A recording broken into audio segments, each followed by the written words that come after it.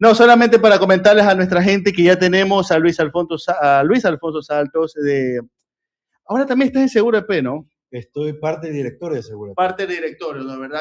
Antes de arrancar con el tema de lo del directorio de Seguro EP, lo que está ocurriendo con la administración, el tema de los pedidos que hay en la alcaldía, eh, ha surgido un tema en los últimos días con respecto al tema del calor que está teniendo la ciudad de Guayaquil, ¿no? Una ola de calor de esas muy fuertes, fuertes, en donde hemos tenido inclusive hasta 40 grados de sensación térmica. Y se ha hablado también con mucho tema con mucho olfato de la campaña electoral, se ha hablado sobre el tema de los árboles, ¿no? ¿Verdad? Del tema de la falta de áreas verdes en Guayaquil, un problema que hemos tenido por décadas. Tú has estado muy vinculado a ese tema. ¿Cómo está hoy por hoy Guayaquil con el tema de las áreas verdes? ¿Estamos tan mal como la gente piensa? ¿Se ha progresado algo? ¿Y en cuánto tiempo se podría ver un resultado? ¿Qué tal? Buenos días y gracias por la invitación. Mira, lo quiero explicar de la forma más simple esta situación.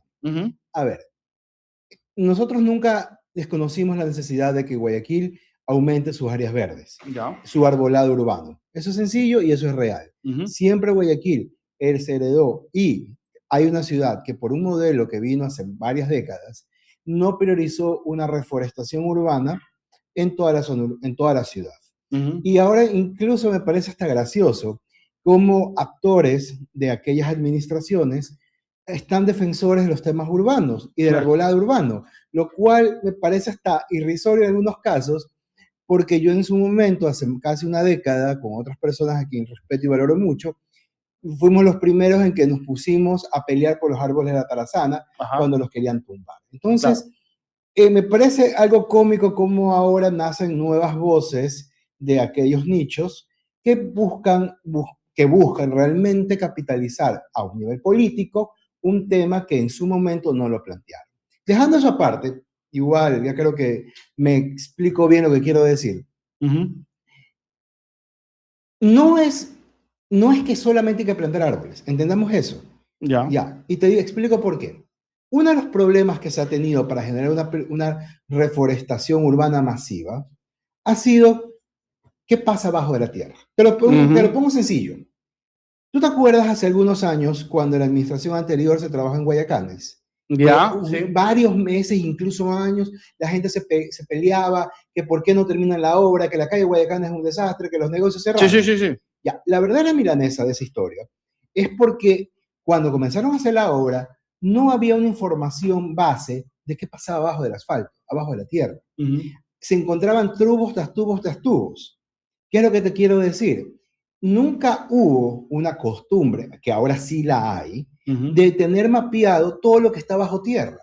Entonces, yo no puedo generar una reforestación masiva como quisiéramos si primero no nos hayamos tomado, y lo que estamos haciendo es haber generado la investigación de cuáles son los ductos históricos, cuáles son de todo lo que es la parte del cableado, de todo lo que son agua potable, alcantarillado, que está abajo de la ciudad. ¿Sí me explico la idea? Claro.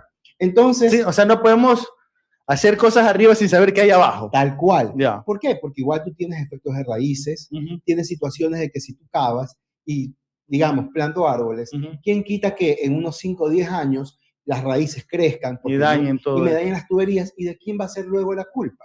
Entonces yo creo que la ciudadanía debe comenzar a comprender de que uno no desconocemos el tema de los árboles, pero seamos honestos, hay que hacerlo bien, porque venimos de una herencia y de un camino en que nos enseñaron que lo primero es el proyecto, pero nunca la planificación.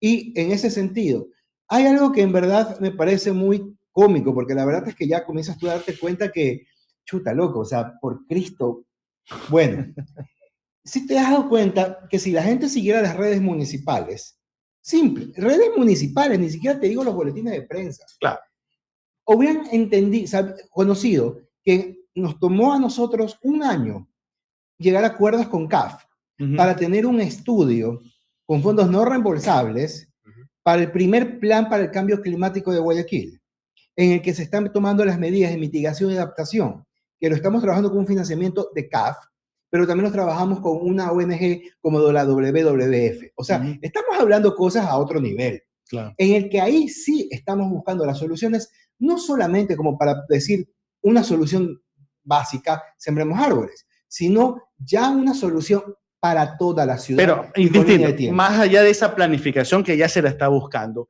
¿qué tipo de medidas se pueden tomar? No, ni siquiera a corto plazo, porque esto no es cuestión, creo, ya de corto plazo. A mediano plazo, por ejemplo, de aquí al 2030, ¿qué puede hacer Guayaquil para no llegar al 2030 y tener 43 de térmica?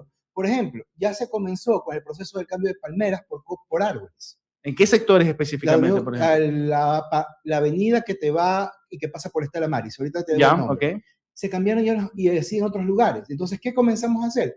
Evidenciar, hay que cambiar las palmeras. Entonces, ¿cuál fue la ventaja? Porque ya en ese sector ya estaba consolidado, ya había una especie arbórea y ya lo sembramos. Ahora otra. ¿Sabes cuál es el problema de poner un árbol de copa ancha? Y porque la gente ya quisiera ver la copa ancha. Ya, es por el costo, por la tecnicidad para poder sembrarlo. Entonces, ¿qué se va a priorizar? Efectivamente, hay que sembrarlo. Y tú, cualquier persona que va a cualquier vivero, va a entender que mientras más grande el árbol, más caro.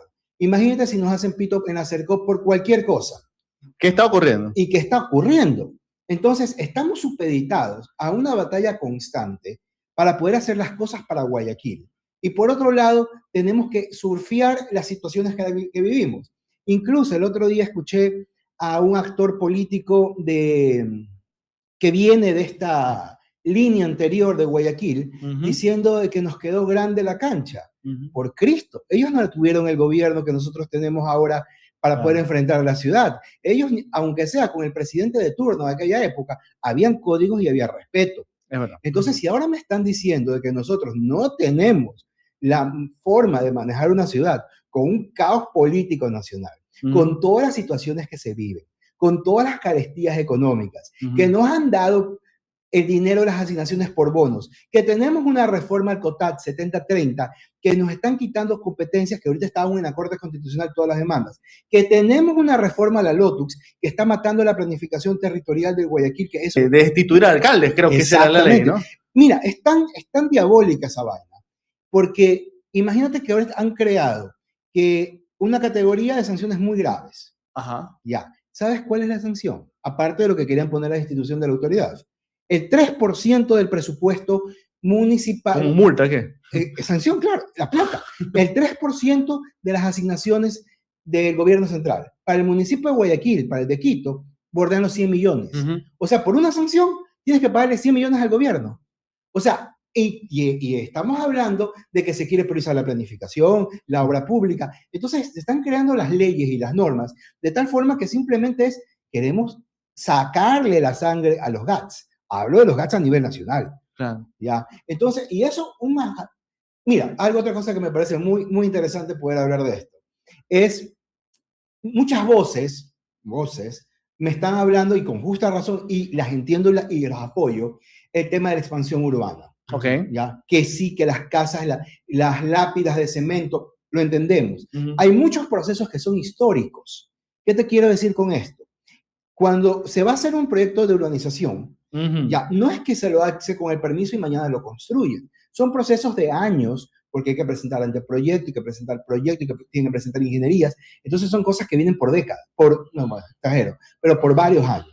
Y muchos de los procesos y los proyectos que ahora aún se hacen son proyectos que vienen de antes, en el que nosotros no podemos decir, ¿sabes qué? Ya no me gusta. ¿Por qué? Porque estaríamos violando los derechos adquiridos por todos los procesos ya hechos. Creo que tiene sentido. Ahora, nosotros sacamos la guía de diseño de calles, sacamos nuevas ordenanzas priorizando la arborización, que ya se van a ver nuevos proyectos que ya tienen un nuevo enfoque para unas urbanizaciones sostenibles. Eso es por un lado, como para quitar ese mito de que seguimos apoyando, que no nos interesan las urbanizaciones. Claro, es que hay urbanizaciones, por ejemplo, en Vía de la Costa, que son guetos, o sea, literalmente son guetos. Ya, pero por eso te estoy diciendo, ya vienen procesos adquiridos o procesos anteriores que nosotros no podemos violentar derechos adquiridos, porque si no nos cae la mamá de la demanda. Es verdad. Es sencillo. Ahora, con el tema de la LOTUX, ¿tú sabías que toda esta situación, que la gente se me ha quejado? Por cierto, no se aprobó esa ley, se devolvió, se la devolvió, no. Ya se la aprobaron. Ya está aprobado, ya está aprobado. Estamos esperando que sea en el registro oficial. Ya, eso fue la semana pasada. Sí, hace 2 semanas en el que incluso el primer debate miento, en el segundo debate, en el pleno, se tuvo que suspender porque no tenían votos. Sí, y regresó por un día, creo que a la mesa. Por 10 días. Lo sesionaron en la comisión de GATS un sábado 7 de la mañana. Yo estuve, porque lo vi, porque me interesa el tema, una hora duró esa vaina. A lo mucho Javier Lazo pudo hablar. Hablaron dos, tres asambleístas más y cerró la sesión. No dieron chance a participar a nadie y pasó al pleno de la asamblea y se aprobó. Pero aruñando. Se aprobó aruñando. Bueno, en todo caso, uno de los problemas que va a traer esta ley y que nadie de estos actores está defendiendo, solamente nosotros desde la alcaldía hemos levantado la voz en relación a esta reforma, y también Quito, Cuenca. Date cuenta que municipios realmente tenemos clara la película.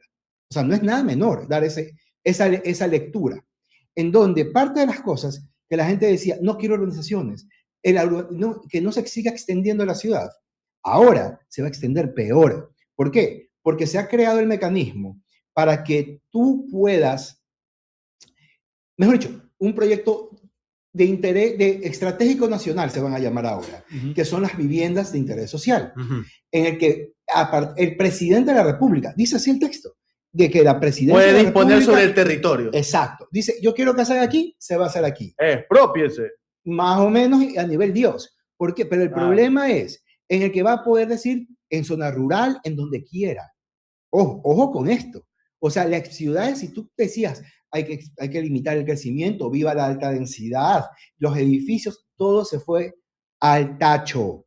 Entonces, ¿cómo mucha gente que ahora quiere hablar de temas de ciudad, ahora, el día de hoy, cuando tuvo la oportunidad de hablar sobre el tema de la reforma de la LUTUX, no lo hizo?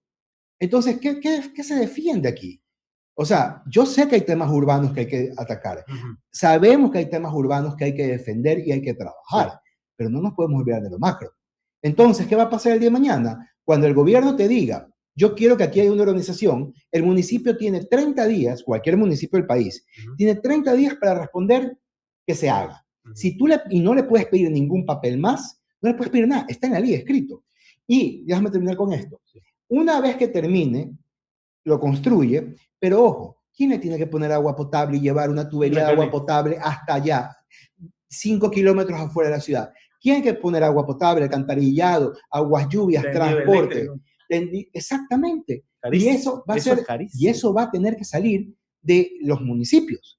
Entonces, estamos viviendo ahorita una situación que a mediano y largo plazo, es mucho corto realmente, porque la ley ya se va a aprobar y no dudo que hayan proyectos que vayan a salir. Por supuesto. Entonces, va a haber una crisis de los municipios en los próximos años, si esta ley se mantiene, en el que por el discurso de la vivienda va a poner en riesgo las finanzas municipales, los servicios municipales, porque habrá municipios que podrán aguantar la bala, pero habrá municipios del Ecuador que no. Entonces, vamos a ver situaciones económicas muy fuertes. Súmale que la reforma del COTAD 70-30, al final del día, es una piedra que le pusieron a todos los GATs, pero está el GAT y te empujan para que te caigas. O sea, igual va a haber reducciones. Entonces, son temas que efectivamente en Guayaquil asumimos esto, entendemos esto y estamos trabajando ante estas situaciones. O sea, y a eso voy. No desconocemos una realidad nacional. Desde la alcaldía, que se ha fortalecido, está trabajando. Todos esos discursos de que se ha visto una institucionalidad debilitada. Yo te digo desde adentro, ¿por dónde? Todos los proyectos se mantienen, todos los procesos se mantienen. La alcaldesa subrogante Tatiana Coronel lidera el barco. Nuestro alcalde Aquiles Álvarez, sabemos su situación, ojalá Dios mediante regrese pronto, pero la institucionalidad como municipio se mantiene. Los trabajos, las obras, la planificación. ¿Por qué? Y esto es algo, con esto termino. Porque nosotros marcamos una diferencia en el que cuando elaboramos el plan de gobierno del alcalde Aquiles Álvarez y el plan de gobierno de los concejales, teníamos la idea de lo que hay que hacer. Y entendíamos que este era un proceso. 4 años no te permite cambiar todo décadas de una ciudad. Y no estoy hablando ni siquiera desde los 92, no te estoy hablando de eso, sino de décadas del siglo pasado, porque la ciudad ya vino con varios procesos desde hace más de 300 años. Es así sencillo. Entonces, el plan de gobierno se cristalizó en el plan de desarrollo y ordenamiento territorial, que muchas de las cosas que ahorita estamos haciendo, como incluso temas patrimoniales, que también estuvo en la onda hace unos días, todo ya está sustentado ahí. Entonces, al final de todo, lo que sí quisiera que la ciudadanía entienda es, una, no desconocemos los problemas y estamos trabajando a corto, mediano y largo plazo. Dos, no somos locos, o sea, todo tiene una base y un fundamento.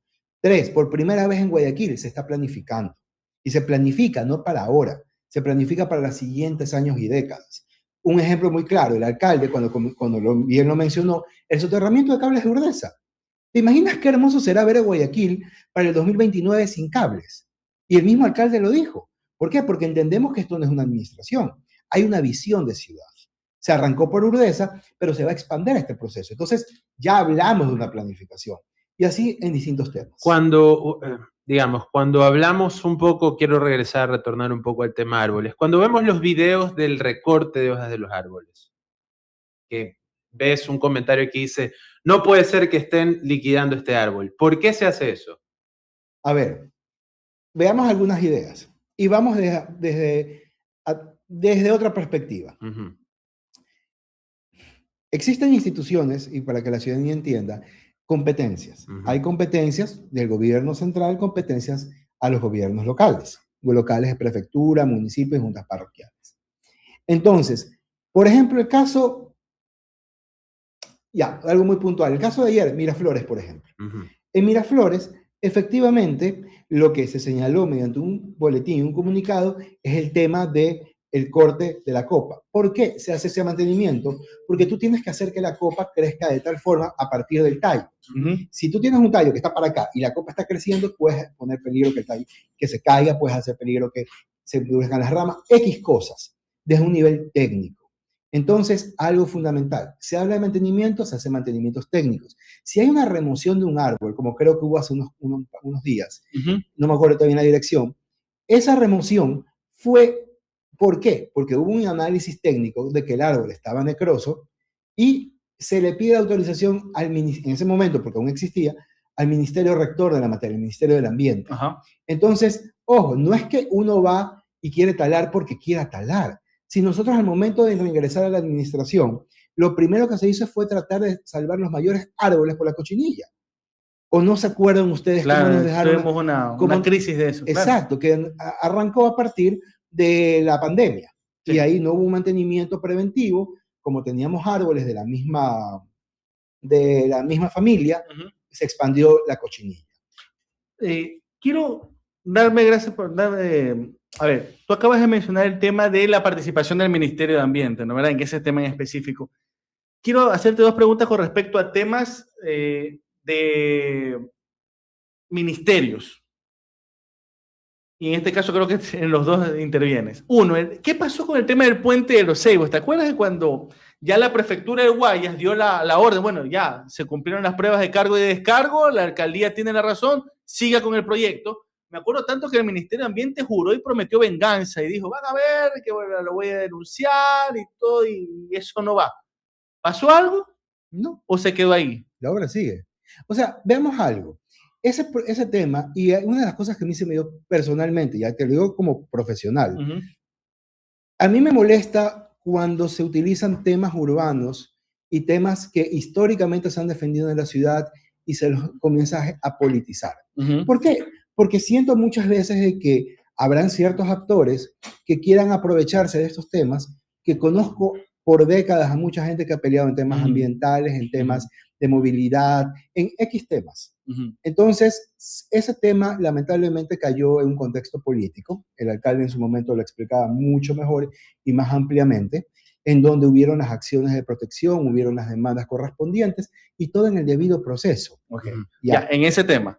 Y con respecto a Segurep, ahora, no solamente dijo, llegaron con fusiles a las instalaciones de Segurep, sino que dijo que se había descubierto que ustedes tenían los videos en un servidor externo de Telconet y que eso era un delito, bueno, no un delito, sino que estaban violando un acuerdo que tenían suscrito con el Ministerio de Ambiente. ¿Qué pasó con esa denuncia? ¿Prosperó? ¿Fue así? ¿Lo tiene Telconet? ¿En qué quedó? Solamente como para poder contestarte, porque igual hay cosas que siguen sus debidos procesos, okay, pero para no dejarte la pregunta en el aire. Al fin del día eran procesos que el gobierno mismo no desconocía. Desde el inicio ha sido una administración que hemos sido observados por Contraloría, por la Superintendencia de Ordenamiento Territorial, por todo organismo de control que ha habido en este gobierno. Hemos estado más de 2 años siendo observados y hemos salido como campeones. ¿Por qué? Porque todo está bien, porque todos somos, el alcalde mismo, su política, es decir, pide información, hay que dar información. Entonces, a partir de eso, fue una denuncia, se hicieron los procesos correspondientes, siguen en marcha, pero no es que se hizo algo que no estaba, o por conocimiento del gobierno, o con los sustentos correspondientes. Eso sí te puedo adelantar. Y segundo, algo interesante, estaba viendo, porque igual tengo conocimiento de las estadísticas, que las denuncias se han incrementado, que la recuperación de carros y motos también se ha aumentado, y todo ha mejorado. Pero es lo chistoso, porque era algo que nosotros habíamos pedido hace más de año y medio. El convenio que se firmó, ¿verdad? El convenio que se firmó era algo que desde la alcaldía de Guayaquil se lo venía solicitando. Recordemos cómo era antes cuando era la Corporación de Seguridad Ciudadana, que también tenía el sistema y el convenio con el gobierno de aquel momento para poder generar los patrullajes con policías y militares. Eso era todo lo que pedíamos.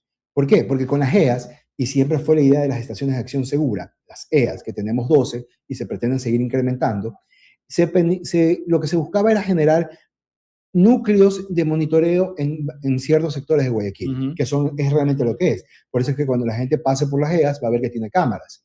Pero al mismo tiempo era para que la respuesta sea más rápida al ciudadano. Entonces, esa era la lógica. Y ahora con el convenio que se firmó, por las situaciones que tú mismo lo mencionas, simplemente se evidenció que teníamos la razón. Pero ¿cómo es la relación cuando se impone de esa forma un convenio? Porque este convenio, digamos, ustedes lo solicitaron, pero fue impuesto a la fuerza. O sea, hubo televisión nacional, militares y armas de por medio. ¿Cómo se vive o cómo se convive una situación así? Yo creo que la respuesta más lógica vendría a ser, nosotros sabemos que la priorización siempre va a ser Guayaquil, como el alcalde siempre lo decía. El alcalde y la alcaldesa subrogante, la visión y el trabajo es por el servicio de los guayaquileños. Efectivamente, como dije hace un momento, tenemos que surfear las olas, pero siempre va a ser en beneficio de la ciudadanía. Aquí yo creo que ya pero llegamos... Esa ola está como compleja, esa ola, ¿no? Está como montañita en los 90. Exacto, sí. Entonces, sí, chuta, loco. Entonces, no es una ola muy sencilla, a eso me refiero, te puede ahogar.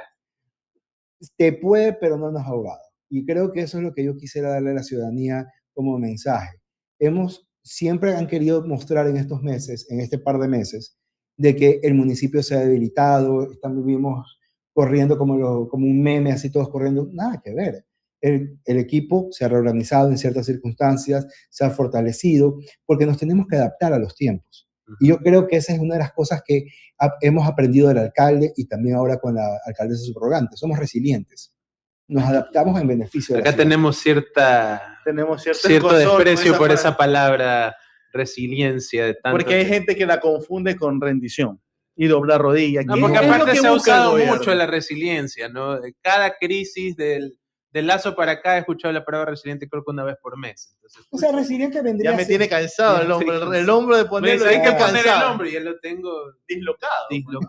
Está luxado el hombro. Pero yo creo que esto nos permite a nosotros, por eso el lema de Somos Resistencia, que el alcalde muy bien lo mencionaba, yo creo que ya no solamente era una frase, realmente es una promesa. O sea, vamos a resistir y seguiremos resistiendo por Guayaquil y por el país. Porque al fin del día, Guayaquil siempre fue el bastión de la lógica, el bastión de la defensa. Aquí nació la independencia del Ecuador y no podemos perder la historia y sobre todo ese linaje que tenemos de lo que Guayaquil representa.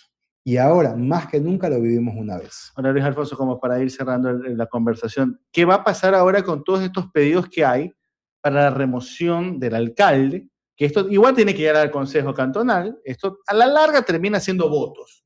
Que por ejemplo por ahí leí a un especialista en temas electorales que ya dijo que al menos la primera de las demandas, de las denuncias presentadas, que era de este señor que también era de Reto, que estuvo ahí, tenía muchas falencias, tenía demasiadas falencias, y que lo lógico es que la comisión de mesa le diga, bueno, muchísimas gracias por el intento, siga participando, pero ya hubo 2 más, hay unos concejales que también están pidiendo que se dé paso a esas acciones. ¿Qué esperan desde lo administrativo con todo este tema? Nosotros, de una forma respetuosa a los tiempos y a lo que me establece la ley y la norma, ya está subido el proceso. Yo no sé por qué dicen que se tiene que apurar algo cuando ya está en el orden del día la conformación de la mesa para el siguiente consejo. O sea, vamos a hacer las cosas como nos determina la norma y la ley, con los procesos como tiene que ser y con los tiempos correspondientes. Yo creo que aquí, más que buscarle el chuchumequeo o la farándula o querer generar narrativas en relación a procesos administrativos, que termina siendo eso, un proceso administrativo, es evidenciar primero de que el municipio de Guayaquil va a seguir la norma y respetar todo lo que me determina la ley, los tiempos y los procesos. Segundo, de que creo yo, incluyéndome, y creo que muchos ciudadanos guayaquileños y del Ecuador entienden que esto tiene ciertos vicios a nivel del tema en general, del tema del alcalde. Y trato de ser políticamente correcto en este momento. Créeme lo que me estoy esforzando. Estoy esforzando mucho. En donde al final del día no podemos tapar el sol con un dedo. Pero como dije hace un momento, este tsunami, porque ya no es ola, es tsunami. Este tsunami lo seguiremos trabajando con el barco a flote hasta el regreso del alcalde, con el liderazgo de la alcaldesa subrogante Tatiana Coronel, y sobre todo porque nos debemos a Guayaquil. Y esto verán, la ciudadanía conocerá el día jueves lo que va a pasar en el Consejo. Esperemos que no se transforme por parte de algunas voces en un escenario, sino que haya un respeto, como siempre se lo ha marcado. Y a partir de ello, la ciudadanía verá los resultados. Perfecto. Luis Alfonso Saltos, que es urbanista, primero que nada, docente, pero ahora también miembro del directorio de Seguridad. Luis Alfonso, muchísimas gracias por estar con nosotros. Por favor, las órdenes. No se vayan, ya volvemos, pantallita de espera. Comerciales, corte.